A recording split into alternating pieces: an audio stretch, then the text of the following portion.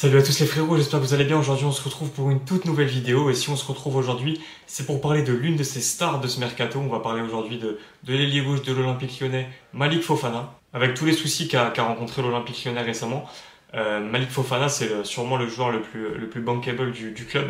Donc on a vu toute l'Europe se jeter un peu dessus et il n'y a pas trop de doute sur le fait qu'il va quitter le club.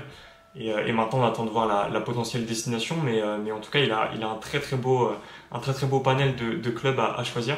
Et on va voir ensemble pourquoi toute l'Europe essaye de se l'arracher. Avant de commencer, comme vous le voyez les frérots, on est très actifs, on enchaîne les vidéos, donc n'hésitez pas à vous abonner et à poser un petit like, ça soutient toujours bien évidemment. Merci à tous ceux qui le feront, en tout cas ça coûte rien et voilà, merci d'avance. On peut donc partir sur la présentation du joueur.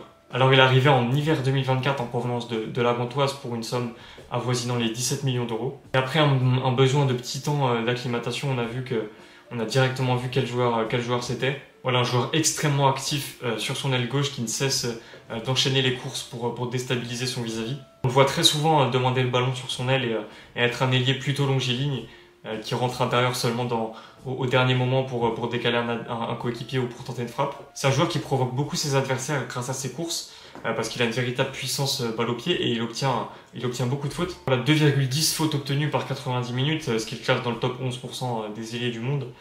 Voilà, c'est un joueur très dangereux sur son aile et voilà, il a une vraie explosivité sur ses premiers mètres et c'est compliqué de lui prendre le ballon à la régulière. Et voilà, pour lier un peu ses statistiques, on voit qu'il est dans le top 2% des ailiers avec des courses progressives avec ballon, avec 6,72 par 90 minutes. Ce qui appuie encore une fois son aisance balle au pied, sa très bonne conduite de balle et à quel point c'est compliqué de lui prendre le ballon une fois qu'il en est en possession. Et si on ajoute à ça déjà son explosivité, comme j'ai dit précédemment, mais surtout le fait qu'il soit extrêmement rapide, surtout sur les premiers mètres, voilà, c'est un ailier qui dépose très facilement ses vis-à-vis. Et voilà, comme je l'ai dit, c'est un joueur très très facile avec le ballon. Très bonne conduite de balle et un très bon comportement balle au pied. C'est un joueur qui arrive à se sortir de situations compliquées très facilement dans les petits espaces, que ce soit par un petit geste ou que ce soit par des combinaisons avec des coéquipiers. Après, dans ces situations, il a été très bien entouré, notamment avec un Ryan Cherki dans le cœur du jeu à Lyon. Donc voilà, ça facilite aussi pas mal de choses. Il fait aussi preuve d'une très bonne intelligence situationnelle. Voilà, il arrive souvent à faire le bon choix dans le dernier tiers du terrain, que ce soit décaler un coéquipier, tenter un dribble pour se mettre en bonne situation ou trouver une position pour pouvoir frapper. J'en parlais récemment sur Twitter, mais là où un joueur comme Kudus, qui vient de signer à Tottenham notamment, pêche énormément sur les contre-attaques et sur ses choix qui sont souvent assez égoïstes. Voilà, Malik Fofana, c'est un joueur qui aime faire jouer ses partenaires et qui arrive à faire le bon choix dans les derniers mètres. Là où il est aussi extrêmement intéressant, c'est qu'on voit souvent les jeunes ailiers être excellents sur ce qu'on leur demande, c'est-à-dire l'explosivité, le danger sur le côté. Mais lui, il est aussi très important face au but, où il a déjà marqué 11 buts avec Lyon en Ligue 1 et en Champions League la saison dernière. Et là où c'est intéressant, c'est qu'il surperforme énormément. Voilà, ces 11 buts, il les a mis avec seulement 6 expected goals.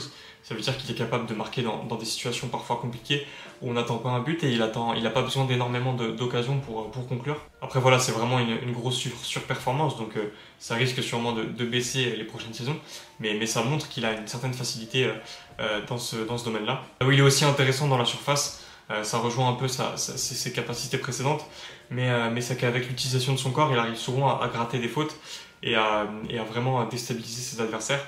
Parce que comme je l'ai dit, c'est pas le meilleur dribbleur du monde. Voilà, il ne sort pas des dribbles assez impactants ou des choses qui vont te montrer dans des compilations.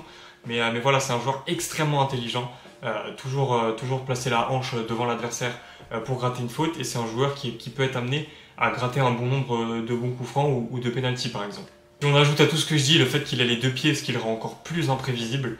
Voilà, on est vraiment sur un ailier déjà très très bon. Et c'est vrai qu'on peut comprendre que tous les clubs se jettent dessus, vu la bonne affaire que c'est.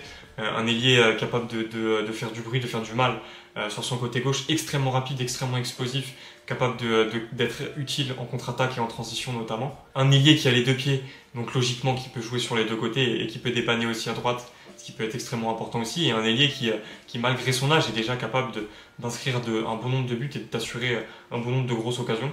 Et voilà, grâce à ses courses, grâce à sa vitesse, c'est compliqué de lui prendre le ballon à partir du moment où il dépasse son adversaire, où il place son épaule devant son vis-à-vis.